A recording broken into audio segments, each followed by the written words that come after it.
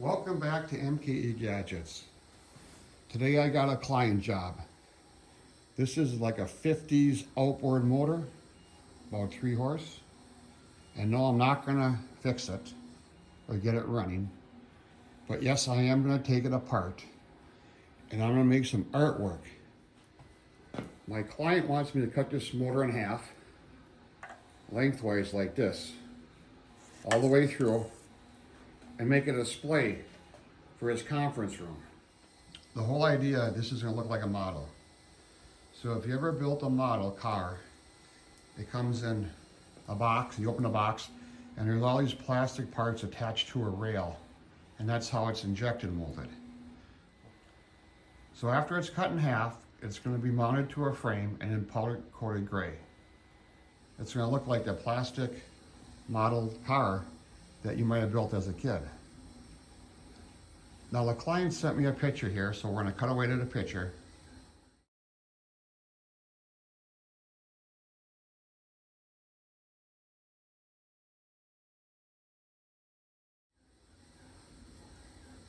So you can kind of see what I'm going for here. Now I've never taken an outboard motor apart like this. I have no idea how I'm gonna cut this in half. And I have no idea if this is even gonna work. I'll tell you one thing, if it doesn't work out, you're never gonna see this video. So this cone looks brass here, and there's a little metal tab, and that locks this from spinning this off. And I bent the tab down, and with some pliers, I got this cone off.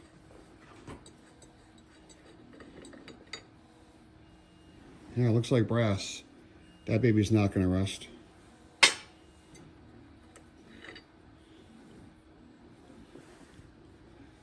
A little spring here, probably so stuff doesn't get jammed on here. And one of these little fingers was bent up right here in the flat, so it doesn't come off when you're out motorboating. Hey, the first big part off the prop. All kinds of parts that I never knew were here. So this is going to take some time for me to get this apart. I don't want to bore you. So I'll come back when most of it's apart. So here we are about 3 hours later, and I got the motor taken down. Quite a bit of hardware, I was surprised. This is a frame here. It's steel tube, and it's 48 by 48 inches. So the plan is, as I lay out all my parts, and let's just start with the prop first. I got this 3/16 steel, 1 inch wide. I'll drill a hole in here, mount the prop, and then on this steel tube, mill a little hole in there, stick this bar in here, this will be cut off, and weld it on.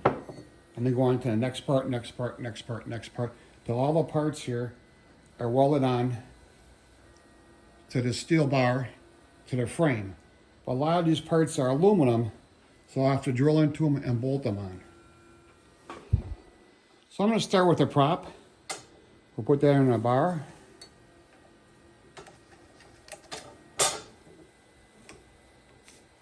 We transferred our hole location. So with the prop located like that, we're going to cut this off something like that. So we got to cut this off, deburr it, drill a hole, maybe I'll radius these edges, find a long enough bolt, and then we'll come back. So I laid everything out, and originally I was going to cut everything in half. And I had to sit down with my client, and he says, no, don't cut everything in half, do it just like this.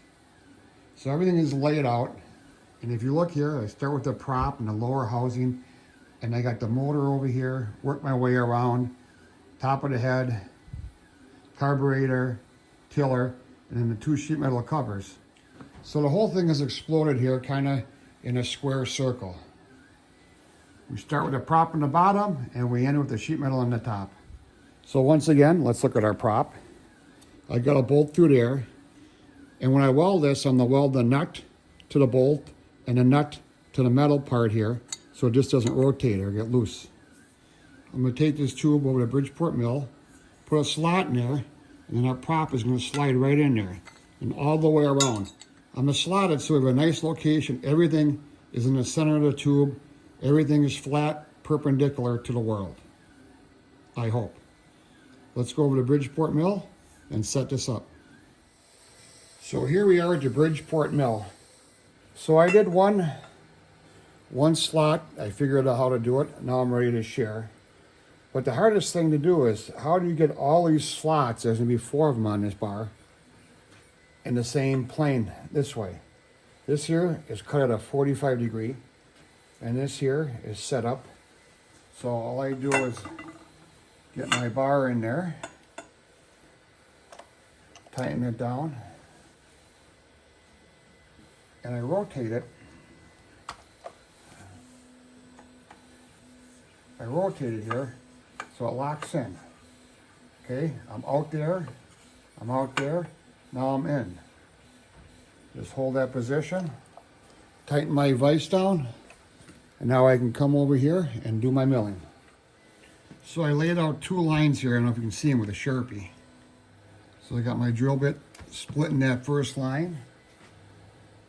So this is a 3/16 drill bit. I wrote a program to drill a series of 3/16 holes. Let's do that.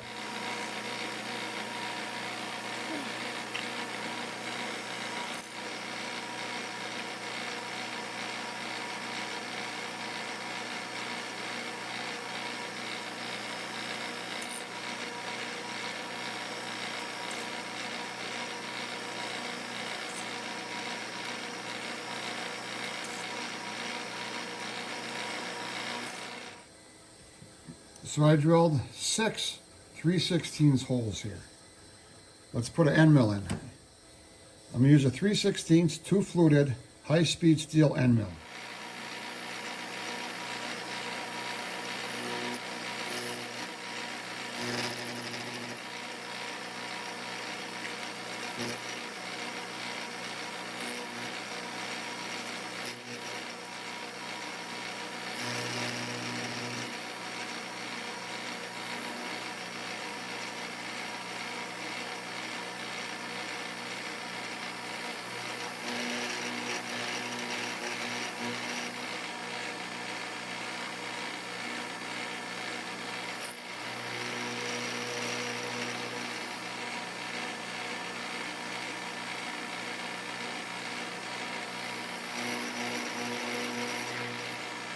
So what I did after I drilled, I went back with my end mill and I took out the webbing between each of the drills.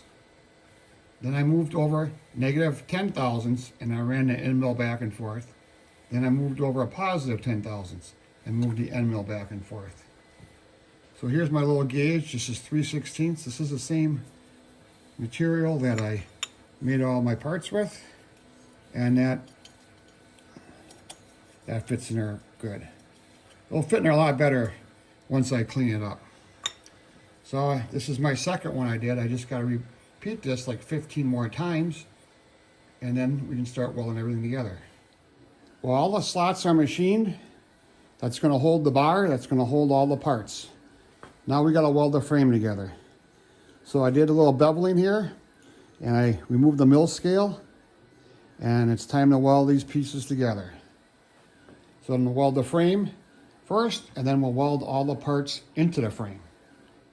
Let's go over to the welding table and start doing that. Well, I welded the first side and forgot to turn the camera on, so now we're doing the second side.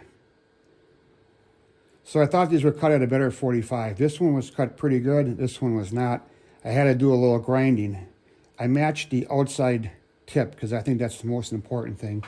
You're really not going to see if this is mismatched in here. And I did a little beveling there. And that way the welding rod will fill in that. And I ground back a little bit here so we don't get that mill scale. We can kind of break through that pretty easy. I have my fireball square, keeping everything at a 90. And I got my table clamping everything down and keeping it so it doesn't move when it heats up. When you heat up metal, it likes to move, and never the way you want it to. So let's zoom in here and take a better look. Here we go. Contact.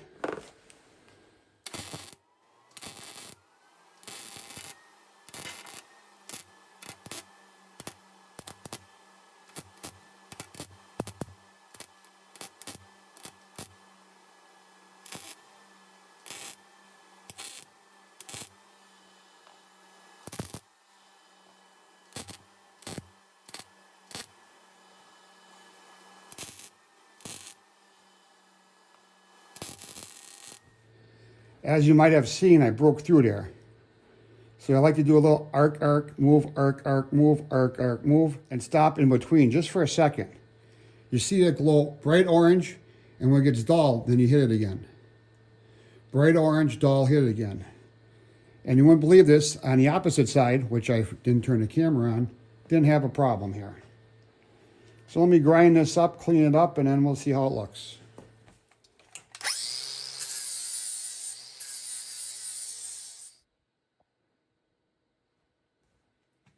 I'll have to wait till I pull the table off the edge to weld and grind that, but that doesn't look too bad. Wish you could have seen the first side.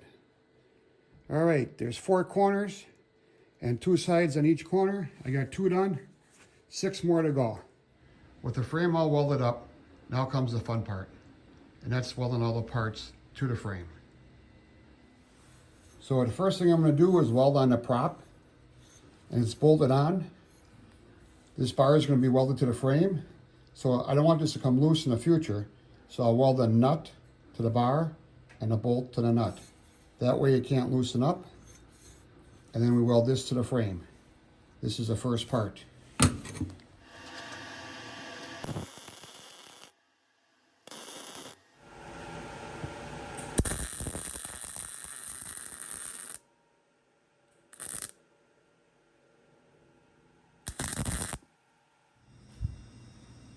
So this hardware is zinc plated, and when you heat it up, it off-gas poisonous fumes. So while I was welding, I had my exhaust fan on. I know what you're thinking, I'm welding on plywood. Well, my welding table isn't big enough for this project, so I have my plywood sheet on top of it. So in case anything gets like it's gonna smoke a little bit here, I got my water bottle, I can just spray it down.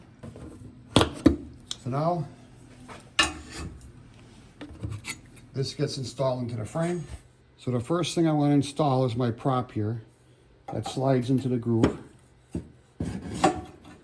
But I want to make sure it sits perpendicular kind of to this face. Not too high, not too low. And I want everything to kind of be in the same plane here. And to help with that, I'm using this set from Fireball Tools. £, not affiliated or sponsored. It's just a great product, and I really like it.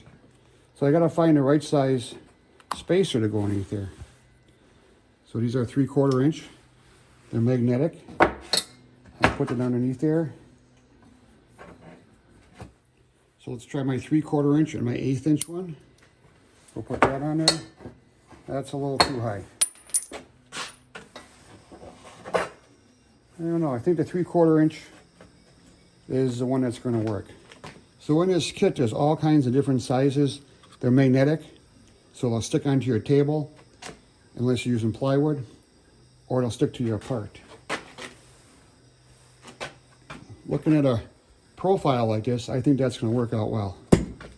Fireball Tools. If you don't have one of these, check them out. So all I want to do is put a nice bead in there, and then move on to the next one. This is the fun part.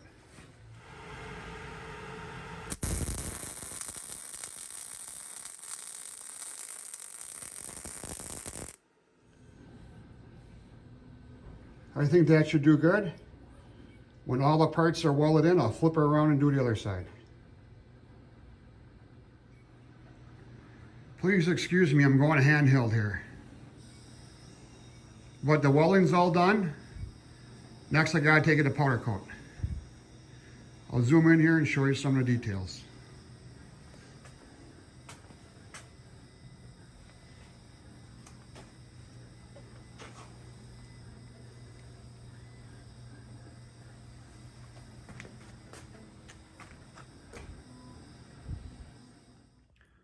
So look what came back from powder coat.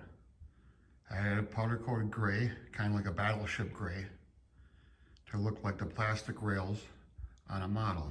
Let's take a closer look. I'm going handheld here. So you can see down, we start with the prop, lower housing, come up here, head, cylinders, spark plugs, pistons, carburetor, tiller, and the two covers. Well, the second cover is actually a gas tank. I think it turned out real well. I sent pictures to my client. Client is very happy. So with that, thank you for viewing my video. And please support my channel by subscribing. I hope to get to 1 million subscribers by the end of the year. Thanks, we'll see you tomorrow.